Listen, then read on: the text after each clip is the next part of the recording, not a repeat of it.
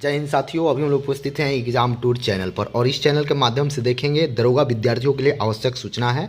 आवश्यक सूचना यह है कि अभी बहुत सारे विद्यार्थी ऐसे सोचते हैं कि प्रवेश पत्र उसी दिन निकालेंगे।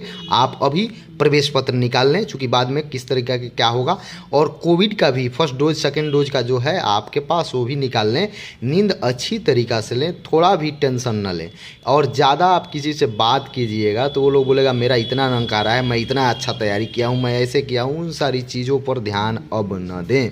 आप केवल यदि आपके पास अब पढ़ना भी है तो केवल पुनरावृत्ति अर्थात रिवीजन कर सकते हैं, जो याद कर चुके हैं वो भी। और आपसे बता दें, ज़्यादा टेंशन न लें। अब अंतिम चरण है, इस चरण में नया चीज़ कुछ न पढ़ें, अब आपके पास समय नहीं है। और एक बात बता दें, सबसे पहले मैं कोशिश करूंगा कि स्मृति पर आधारित जो विद्यार्थी से पूछा जाएगा प्रश्न, उस प्रश्न को लेकर इस चैनल पर मैं उपस्थित हो जाऊंगा। आपका फर्स्ट शिफ्ट का सब समाप्त होगा तो मैं तुरंत फर्स्ट शिफ्ट का प्रश्न पत्र इस पर लेकर उपस्थित रहूंगा। यदि उसमें जो भी विद्यार्थी प्रश्न अपना साझा करेंगे, उस प्रश्न को मैं आप लोगों के बीच आंसर लेकर उपस्थित रहूंगा, आप लोग मिला सकते हैं। यदि जिन भी विद्यार्थी का फर्स्ट शिफ्ट में है, सेकंड शिफ्ट में है, या आप इस पर मैसेज कर सकते हैं। जो भी प्रश्न आपको याद आए वो बाहर निकलने के बाद आप बता सकते हैं और मैं उस प्रश्न को आप लोगों के बीच सही सॉल्यूशन लेकर उपस्थित रहूँगा। इससे आप अपना आंसर भी मिला सकते हैं। दूसरी बात यह है कि जो भी दरोगा अभ्यर्थी हैं या विद्यार्थी हैं वो ज़्यादा टेंशन न लें इस बात को कि इनका इतना। लेकिन सब लोग जब एग्ज़ाम देकर निकलते हैं, एग्ज़ाम से पहले लगता है कि मेरा इतना अंक आ रहा है, ऐसे हो रहा है। अभी तक सबको लग रहा होगा कि मेरा ऐसा तैयारी है, वैसा तैयारी है। कुछ नहीं, आप जाइए आराम से एग्ज़ाम दीजिए। किसी के बहकावे में कुछ नहीं है। ये जो प्रश्न आए, जो आपसे आ रहा है उसे अच्छा से बनाएं, जो नहीं आ रहा है उसको टिक आउट करके छोड़ दें। फिर समय बचे तो उसको अच्छा से पढ़ के सॉल्यूशन करने का प्रयास करें। इससे आपका बहुत सारा प्रश्न सही हो जाता है। कभी कभी ऐसा समय लगता है कि आपको उस समय याद नहीं आएगा, लेकिन कुछ समय बाद देखिएगा तो वो प्रश्न आपको याद आ जाता है। इसलिए पहले रंगने का प्रयास न करें। न तो आप लोग करते क्या है कि पहले शुरुआती दौर में रंग देते हैं, उसके बाद गलत हो जाता है, फिर जब आपको याद आता है तो काट कूट करते हैं। वैसा न करें। यदि प्रश्न में डाउट है तो उसको छोड़कर आगे बढ़ें और फिर एक बार रिवीजन करेंगे तो उस समय आप बना सकते हैं, आपका प्रश्न सही होगा।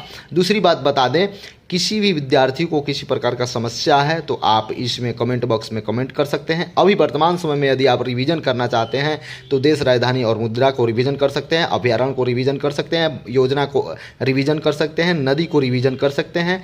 और बात बता दें, यदि आपको पढ़ना भी है तो आधुनिक भारत पर विशेष ध्यान दें और गांधी युग को भी उसमें शामिल कर लेंगे। और आपसे बता दें, यदि आपको ज्योग्राफी पढ़ना है तो भारत के ज्योग्राफी पर विशेष ध्यान देंगे अभी के समय में। यदि आपको पॉलिटी पढ़ना है तो उस पर अनुच्छेद को थोड़ा सा रिवीजन कर लें, 1 से लेकर 50 तक जितना बार रिवीजन हो सके वो अच्छा है आपके लिए। संशोधन जो हुआ है वर्तमान समय में, जो बिल वगैरह संशोधन हुआ है उसको भी देख लें। जम्मू कश्मीर और इस पर जो आया है उसमें भी देख लेंगे 370 धारा के बाद। नीति आयोग को भी अच्छा से देख लेंगे। और आपसे बता दें, यदि आप करेंट जितना रिवीजन करेंगे वह आपके लिए बेनिफिशियल साबित होगा। दूसरी बात बता दें कि अब किसी बुक को न पढ़ें, जो आप पढ़ते आ रहे हैं उसी को केवल रिवीजन कर लें। यदि आप सेट बनाए हुए हैं, सेट में प्रश्न को घेरे हुए हैं कि ये प्रश्न महत्वपूर्ण है, तो उन सारी चीज़ों को देखकर आप जा सकते हैं।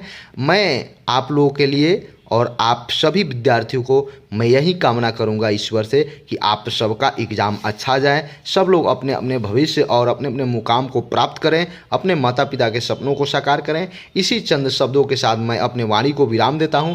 पुनः कल आप लोगों के बीच में उपस्थित रहूंगा और एग्ज़ाम के दिन मैं कोशिश करूंगा कि जितना जल्द हो सके आप लोगों के बीच स्मृति पर आधारित प्रश्न अर्थात आप लोग जो बताइएगा उसको मैं सॉल्यूशन करके उसका मैं सही उत्तर लेकर आप लोगों के बीच उपस्थित रहूं। बहुत बहुत धन्यवाद।